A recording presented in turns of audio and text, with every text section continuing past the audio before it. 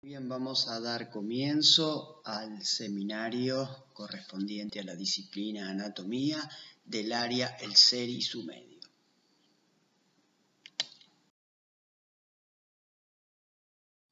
Lo que vamos a ver a continuación en el video son las arterias, venas y nervios del abdomen y pelvis. Vamos a ver aorta abdominal, vena cava inferior, plexo sacro, plexo lumbar, plexo solar y plexo hipogástrico. Vena cava inferior. La vena cava inferior recibe sangre de los miembros inferiores, de la pelvis, la pared abdominal, riñones, glándulas suprarrenales y de vísceras intraabdominales. Recorre el lado derecho de la columna lumbar, penetrando así en el tórax a través del músculo diafragma. Nace a nivel de la quinta lumbar, por detrás de la arteria ilíaca primitiva derecha. Tiene una longitud aproximada en el adulto de unos 20 a 25 centímetros, con un calibre de 20 a 22 milímetros. ¿Cómo nace esa vena cava inferior? Como dijimos, a nivel de la quinta lumbar, a través de dos colectores que se los llamamos colectores de inicio, que son las venas ilíacas primitivas. La unión de esas venas ilíacas primitivas forman la vena cava inferior. ¿Cómo surgen esas venas ilíacas primitivas? Pues bien, de la unión de la vena ilíaca interna que drena toda la sangre de los órganos de la pelvis y de la vena ilíaca externa que recoge todo lo que es la sangre del miembro inferior. Para entender un poquito de dónde viene esa ilíaca externa, vamos a hacer un breve recuento, un breve resumen de lo que es la irrigación del sistema venoso del miembro inferior. Para ello debemos tener en cuenta que el sistema venoso del miembro inferior está formado por un sistema venoso profundo y un sistema venoso superficial. El sistema venoso superficial comienza con una vena muy conocida por nosotros, que es la vena safena interna, vena safena mayor, vena safena larga o vena safena magna. Esos son los diferentes nombres que recibe esta vena. Esta vena comienza con una vena denominada marginal interna, que por delante del maleolo interno recorre la cara interna de la pierna, contornea el cóndilo femoral, asciende por la cara anterointerna del muslo para terminar desembocando en lo que es la vena femoral. Aquí vemos el ligamento inguinal y una vez que la vena femoral, que es parte del sistema venoso profundo, atraviesa el ligamento inguinal, pasa a llamarse vena ilíaca externa, que como dijimos se une con la vena ilíaca interna y forma el colector de inicio de la vena cava inferior, que es la ilíaca primitiva.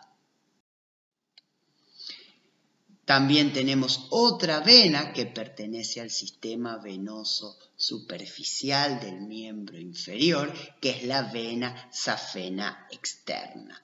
A diferencia de la interna, la vena safena externa nace de la vena marginal externa, como podemos ver aquí en el pie, Pero a diferencia de la interna que pasaba por delante del maleolo, la externa lo hace por detrás del maleolo, en este caso el maleolo externo. Así por la parte media de la pantorrilla y termina, ¿sí?, en el hueco popliteo, desembocando en la vena poplitea. Aquí tenemos un esquema de cómo está dividido el sistema venoso del miembro inferior. En este caso queremos dejar claro que existen 5, podemos decir, contingentes venosos en el miembro inferior. Vamos a tener la aponeurosis, que me va a delimitar lo que es el sistema venoso profundo, como dijimos, 2 venas que nombramos, femoral y poplitea, del sistema venoso superficial, como hemos nombrado la vena safena interna o vena safena externa. Tenemos un sistema que se llama sistema venoso perforante, por el cual el sistema venoso profundo y el superficial están conectados. Este sistema venoso se llama perforante justamente porque atraviesa o perfora la aponeurosis.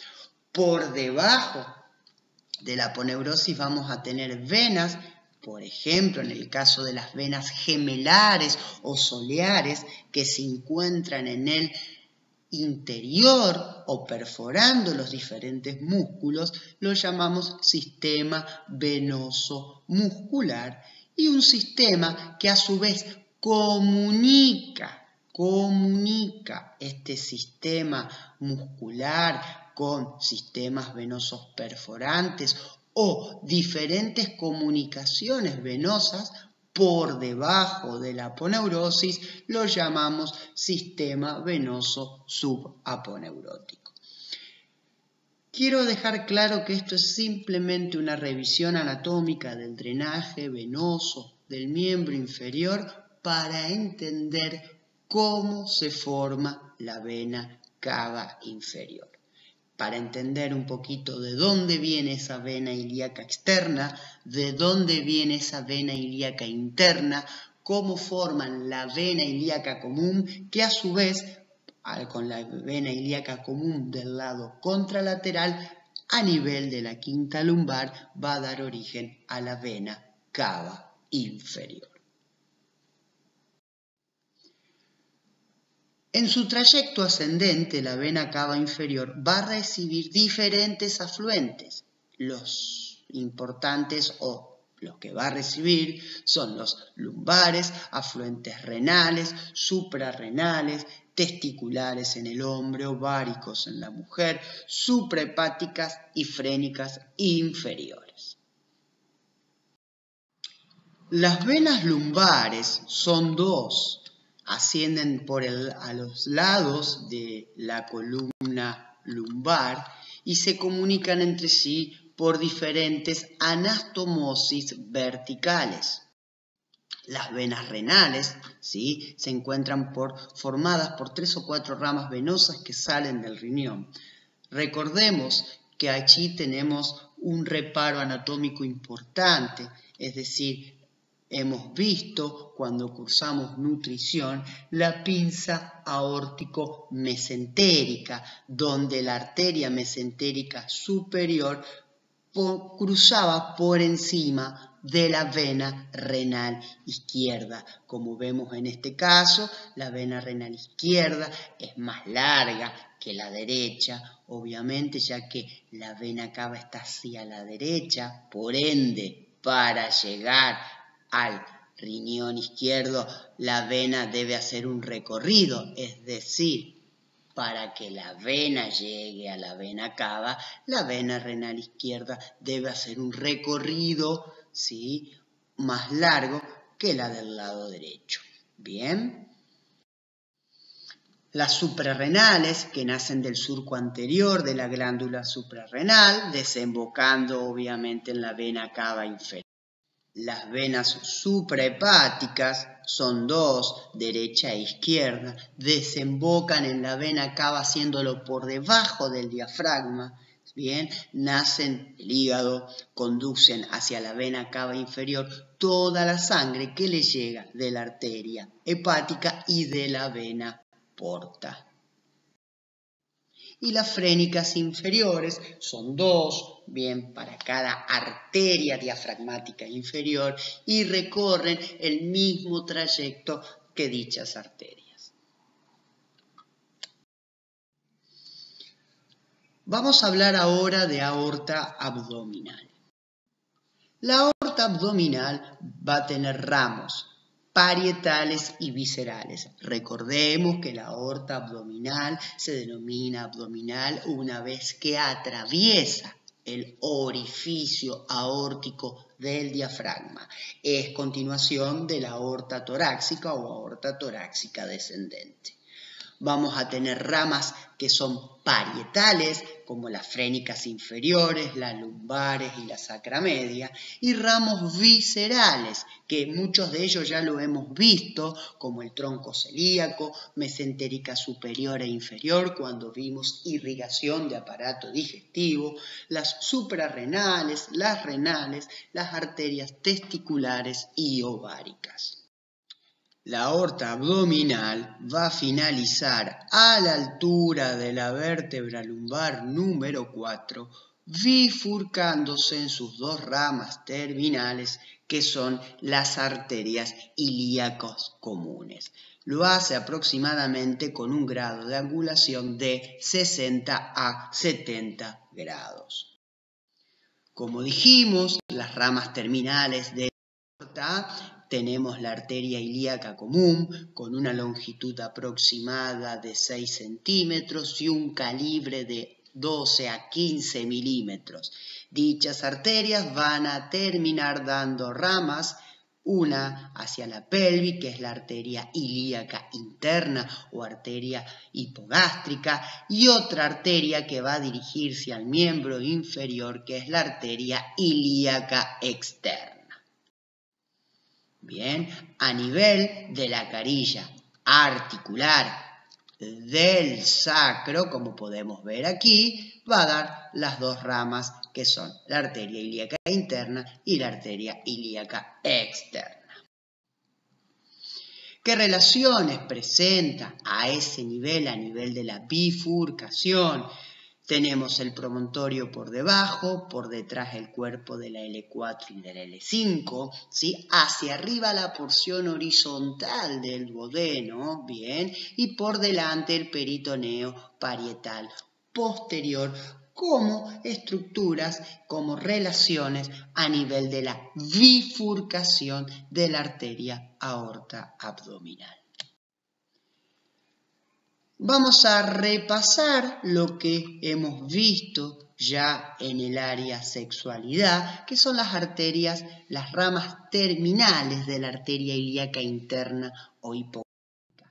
Bien, dijimos que a nivel de la carilla articular del sacro se dividían en arteria ilíaca interna y arteria ilíaca externa. Es decir, es rama terminal de la arteria ilíaca común, bien, y termina en la escotadura ciática mayor, dando ramas parietales, ramos viscerales, intra y extrapélvicos.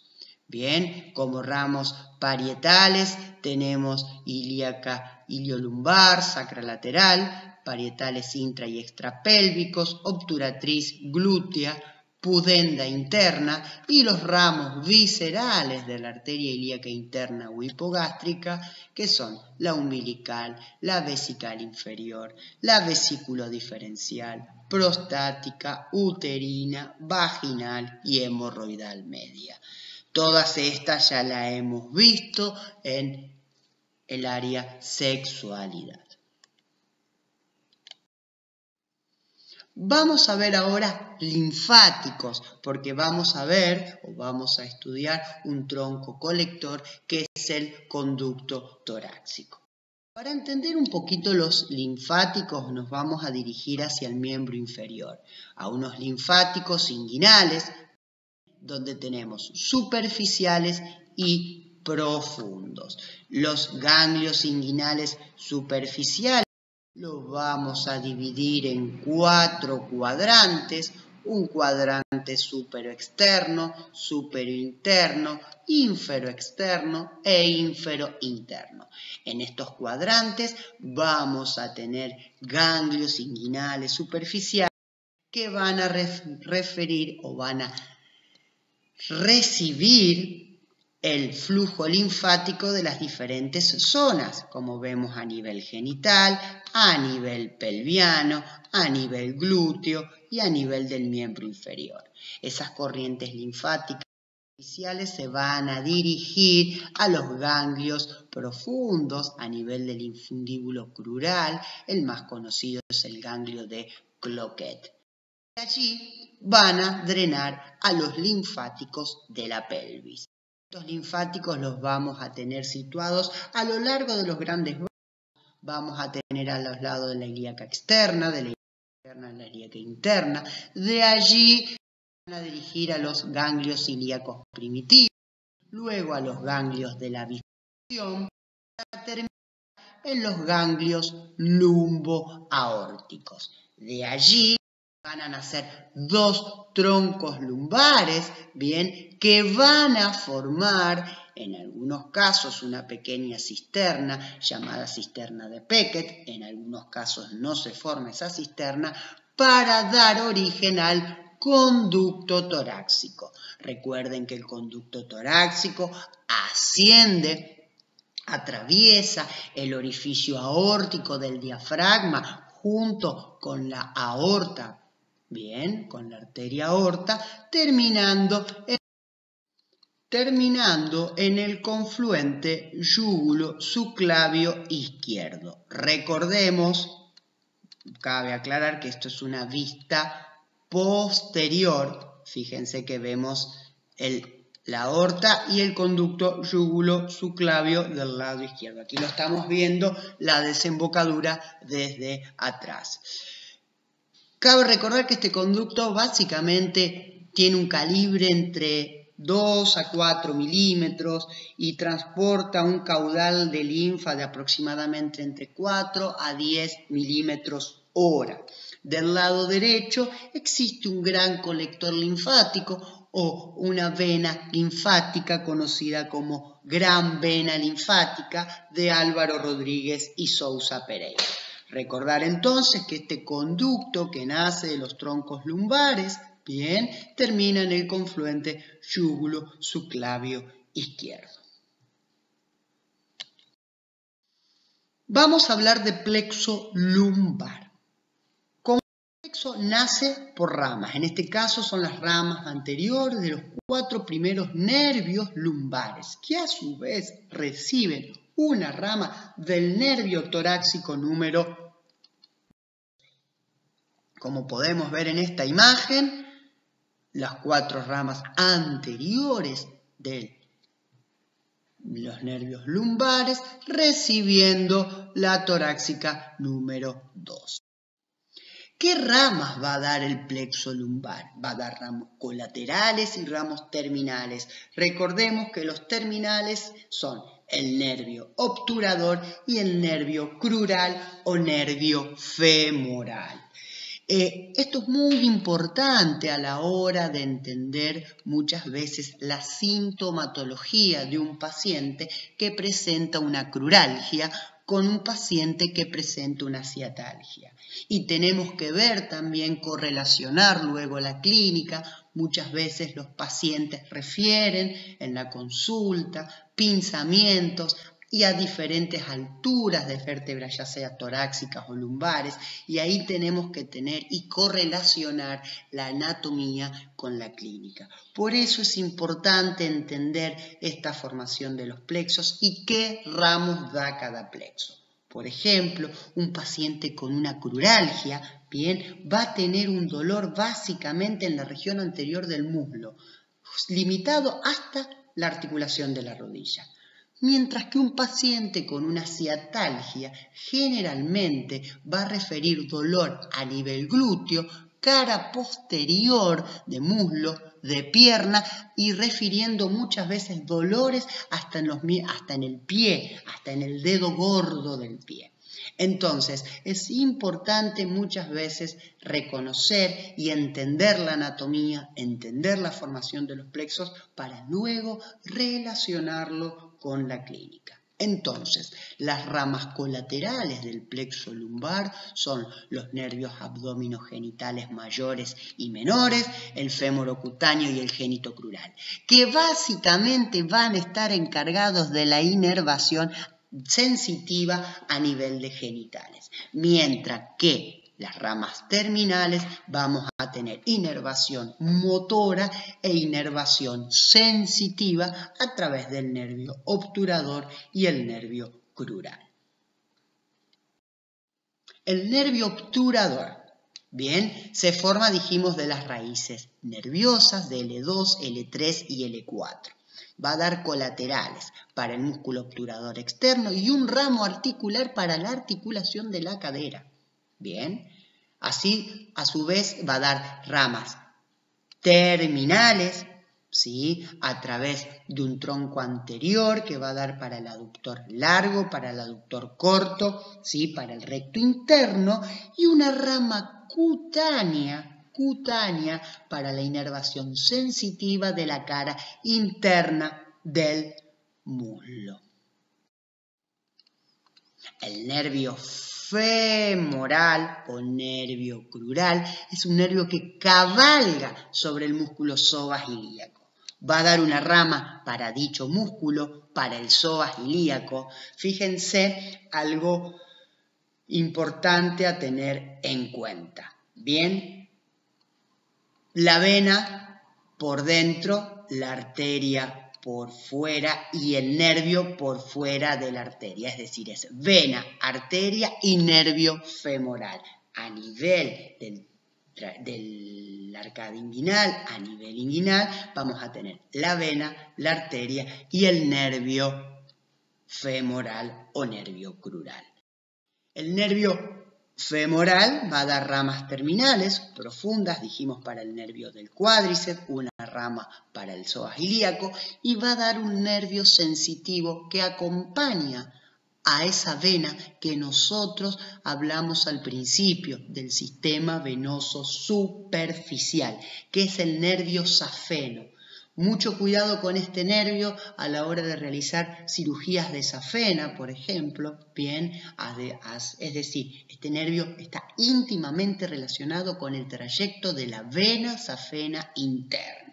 Bien, va a inervar toda la cara interna de la pierna. A nivel de la pierna, el nervio safeno entra en íntimo contacto con la vena safena interna. Plexo sacro. El plexo sacro está formado por el tronco lumbosacro, a su vez este formado por las ramas anteriores L4 y L5, y por las ramas anteriores de los nervios sacro 1, 2, 3 y 4, que convergen en manera de abanico formando la rama terminal, que es el nervio ciático mayor.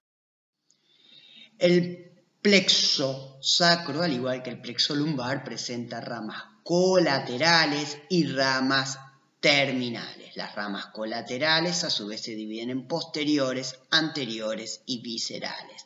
Las posteriores vamos a tener el nervio ciático menor o glúteo inferior, el nervio glúteo mayor o superior, el nervio piriforme, el gemino superior, el gemino inferior y el nervio del cuadrado crural. Generalmente reciben los nombres a los músculos a los cuales van a inervar. ¿Sí? La rama terminal, como dijimos, bien, es el nervio ciático mayor.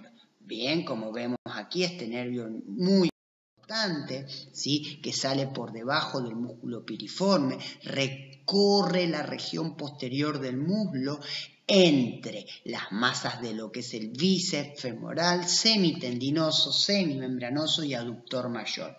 Y a nivel del hueco popliteo a nivel de la fosa poplitea o a veces un poquito más arriba, se va a dividir en sus dos ramas terminales que son el nervio tibial, conocido también como ciático popliteo interno, y el nervio peroneo o conocido también como ciático popliteo interno.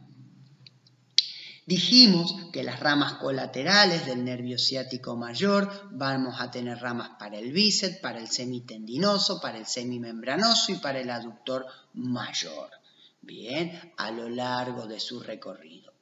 Las dos terminales, como habíamos dicho, el nervio tibial, bien, o ciático popliteo interno que se dirige entre las masas gemelares, ¿sí? Y está en estrecha relación con la vena safena externa, y el nervio peroneal, donde vamos a tener un nervio peroneal superficial y un nervio peroneal profundo. Este nervio peroneal, como vemos aquí, contornea, está muy superficial y contornea la cabeza del peroné. Bien, vamos a comenzar con la inervación vegetativa del abdomen y pelvis. En este caso vamos a ver los plexos vegetativos, plexo solar y plexo hipogástrico. Bien, como sabemos, todo plexo vegetativo va a estar formado por ganglios, va a estar formado por aferencias simpáticas y parasimpáticas y por eferencias, es decir, cosas que llegan a esos ganglios y cosas que salen de esos ganglios. Para entender un poquito las aferencias nos vamos a detener a la formación de los nervios, en este caso los esplácnicos mayor, el esplácnico menor y el esplácnico inferior. Aquí tenemos la cadena simpática vertebral, en este caso torácica, y las fibras de los ganglios 7, 8 y 9 van a formar el nervio esplácnico mayor, que va a pasar del tórax al abdomen a través de los pilares, bien, del diafragma, entre los pilares, entre las inserciones principales y accesorias de dichos pilares, va a pasar el nervio esplácnico mayor.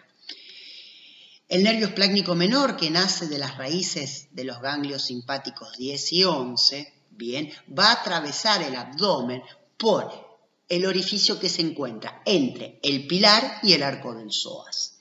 Y muchas veces, aunque es inconstante, del ganglio simpático 12 sale el nervio esplácnico inferior, pero es un nervio inconstante. Dicho esto, vamos a presentarles a los ganglios. Vamos a tener la cara anterior de la aorta, vamos a tener el tronco celíaco, vamos a tener la mesentérica superior y las arterias renales. A los lados del tronco celíaco vamos a tener primero el ganglio semilunar con forma de semiluna, con un cuerno anterointerno o interno, un cuerno póstero externo o externo. Vamos a tener los ganglios mesentéricos superiores y los ganglios aórtico-renales. ¿Cuáles son las eferencias que van a recibir estos ganglios? Por encima tenemos al músculo diafragma y vamos a ver que al cuerno póstero externo del ganglio semilunar va a llegar el nervio esplácnico mayor que dijimos que atravesaba el diafragma por las inserciones principales y accesorias de los pilares. Vamos a tener entre el pilar y el arco del psoas el nervio esplácnico mayor que va a ir hacia la concavidad del ganglio semilunar, al ganglio mesentérico superior y al ganglio aórtico renal. Vamos a tener al nervio frénico que va a llegar también a la concavidad de los ganglios semilunares y la llegada, ¿sí?, del nervio neumogástrico derecho. Recuerden que el neumogástrico derecho atraviesa ¿sí? El diafragma por el orificio esofágico. ¿Y por qué hablamos del neumogástrico derecho? Porque justamente el neumogástrico derecho a ese nivel se hace posterior y queda entre lo que es el esófago y la arteria aorta. Entonces el neumogástrico derecho va a ir al cuerno antero interno del ganglio semilunar derecho. Muchas veces el neumogástrico derecho envía una rama al cuerno antero interno del ganglio semilunar izquierdo. Entonces, vamos a repasar cuáles son las aferencias del plexo solar. El nervio esplácnico mayor, el esplácnico menor, los nervios frénicos y la aferencia parasimpática, en este caso dada por el nervio neumogástrico derecho. Recordemos que el nervio esplácnico mayor, que iba al cuerno póstero externo, la concavidad del ganglio semilunar, el nervio neumogástrico derecho que iba al cuerno anterinterno del ganglio semilunar derecho, va a formar el asa memorable de Reisberg.